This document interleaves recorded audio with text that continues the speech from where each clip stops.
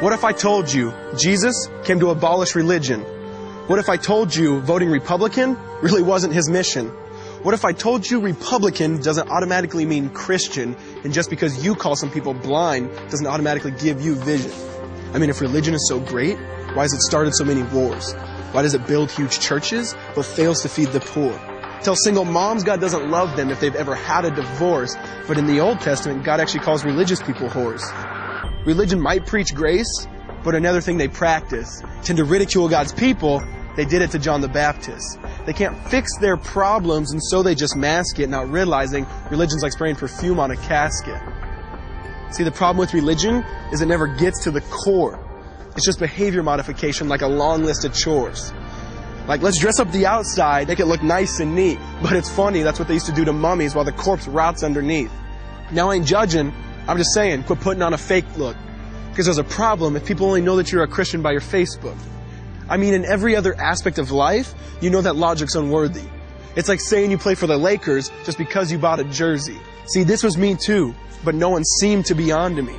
Acting like a church kid while addicted to pornography. See, on Sunday I'd go to church, but Saturday getting faded, acting if I was simply created to just have sex and get wasted. See, I spent my whole life building this facade of neatness, but now that I know Jesus, I boast in my weakness.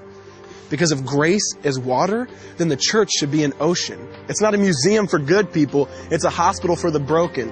Which means I don't have to hide my failure, I don't have to hide my sin. Because it doesn't depend on me, it depends on Him.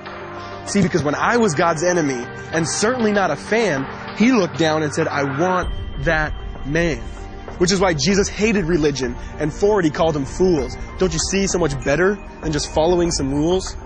Now let me clarify. I love the church, I love the Bible, and yes, I believe in sin. But if Jesus came to your church, would they actually let Him in? See, remember He was called a glutton and a drunkard by religious men. But the Son of God never supports self-righteousness, not now, not then. Now back to the point, one thing is vital to mention. How Jesus and religion are on opposite spectrums. See, one's the work of God, but one's a man-made invention. See, one is the cure, but the other's the infection. See, because religion says do. Jesus says done. Religion says slave. Jesus says son. Religion puts you in bondage, while Jesus sets you free. Religion makes you blind, but Jesus makes you see. And that's why religion and Jesus are two different clans.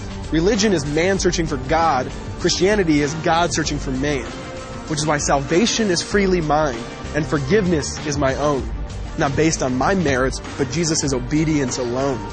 Because He took the crown of thorns and the blood dripped down His face. He took what we all deserved. I guess that's why you call it grace. And while being murdered, He yelled, Father, forgive them. They know not what they do. Because when He was dangling on that cross, He was thinking of you.